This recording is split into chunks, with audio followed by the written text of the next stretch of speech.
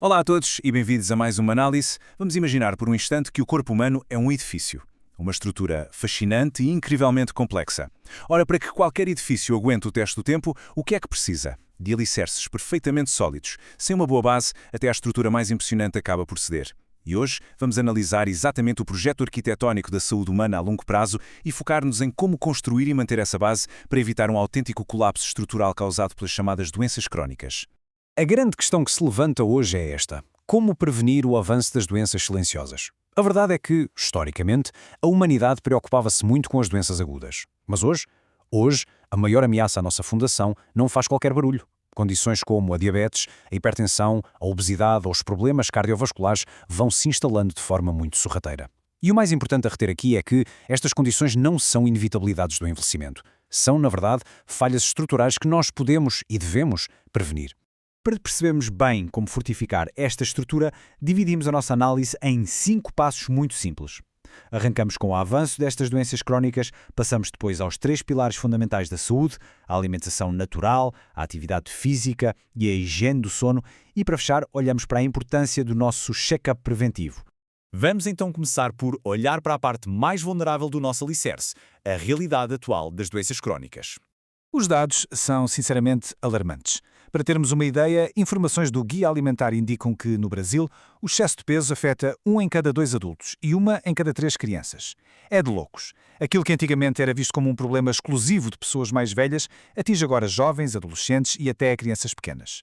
Estamos a lidar com uma autêntica epidemia de calorias vazias e falta de movimento, o que faz destas doenças a principal causa de morte na idade adulta. E isto leva-nos, claro, ao nosso primeiro grande pilar estrutural: a alimentação natural. A solução a nível estrutural é incrivelmente simples.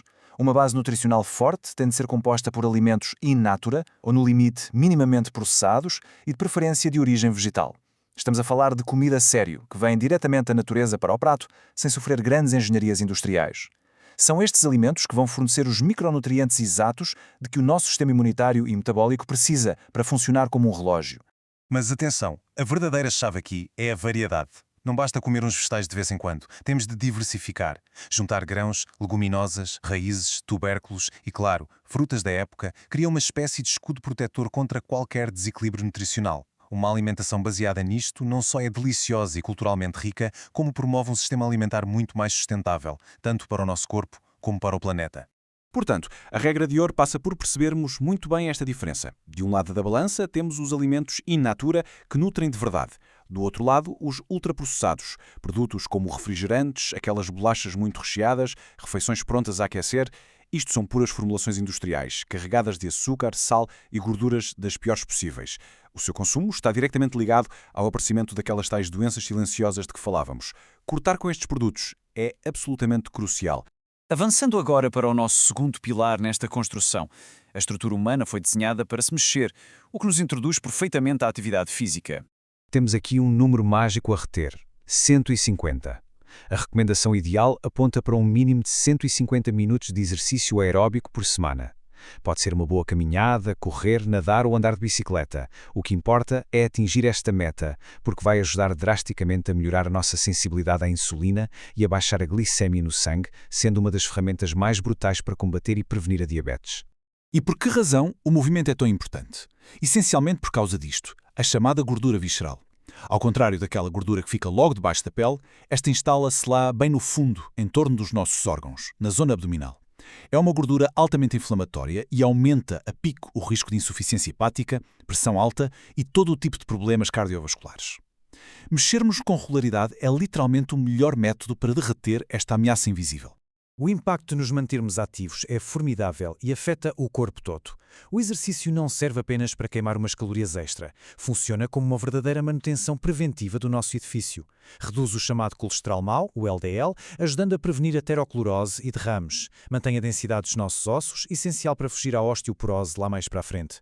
E claro, se juntarmos o treino de força, como a musculação, à componente aeróbica, os resultados na perda de gordura e ganho de saúde são simplesmente imbatíveis. Chegamos então ao terceiro pilar. Qualquer boa estrutura precisa de manutenção diária, certo? O nosso corpo faz esse trabalho durante a noite. Falemos da higiene do sono. A dimensão deste problema é gigante e muitas vezes desvalorizada. Segundo a Fundação Osvaldo Cruz, uns impressionantes 72% da população sofre de algum tipo de problema relacionado com o sono. É um número que assusta, principalmente porque sabemos que dormir pouco ou mal desregula por completo as hormonas do apetite, deita abaixo a nossa imunidade e aumenta exponencialmente o risco de obesidade e problemas cardíacos. Ora bem, a solução passa pela chamada higiene do sono. Porque, sejamos francos, não basta ir para a cama, fechar os olhos e esperar que o corpo faça milagres. É preciso criar as condições certas. Uma noite mal dormida não se traduz apenas em cansaço crónico na manhã seguinte. Traduz-se numa acumulação de stress e ansiedade que vai corroendo lentamente as paredes do nosso sistema imunitário e cognitivo. Colocar isto em prática exige alguma disciplina. Aquela luz azul dos ecrãs dos telemóveis ou computadores corta quase de imediato a produção de melatonina, a hormona do sono. Por isso, ecrãs desligados pelo menos 1 hora antes de deitar.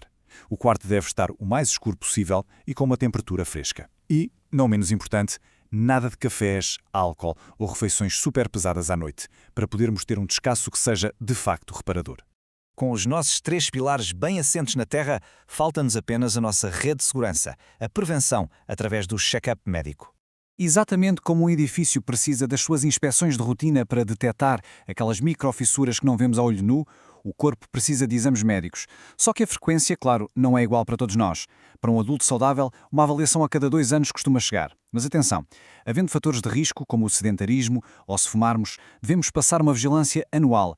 E se já existir uma condição crónica diagnosticada, essa vigilância tem de ser apertada para semestral. Através de exames médicos, o nosso clínico geral tem acesso a um autêntico raio-x das fundações do organismo. Coisas simples como análises ao sangue, urina e fezes conseguem identificar pequenos desequilíbrios muito cedo. A glicemia mostra logo o risco de diabetes, o colesterol revela como andam as nossas artérias e valores como a ureira e a creatinina dizem-nos se os nossos filtros, os rins, estão a trabalhar bem. O objetivo aqui é sempre, mas sempre, antecipar o problema, muito antes de darmos por qualquer sintoma. E depois temos aquele elemento invisível que mexe com a estrutura toda. Como também lembra o Dr. Drauzio Varela, o stress diário, quando não é devidamente gerido, pode literalmente deitar tudo a perder. Vai acelerar brutalmente o nosso desgaste mental e físico. Portanto, alinhar os pilares da boa comida, do exercício e do descanso é, no fundo, a estratégia mais forte que temos para proteger a saúde mental e aliviar a panela de pressão que é a vida moderna. E assim, face a este avanço impressionante e muito rápido das doenças silenciosas, deixamos aqui a reflexão final. Será que as fundações do nosso estilo de vida estão verdadeiramente preparadas para resistir? Ao afinarmos a forma como comemos, como nos mexemos, como descansamos e como nos vigiamos, o controle volta para as nossas mãos. Parece-nos a altura ideal para revermos todas as plantas da nossa rotina. Muito obrigado por nos acompanharem ao longo desta análise e até à próxima.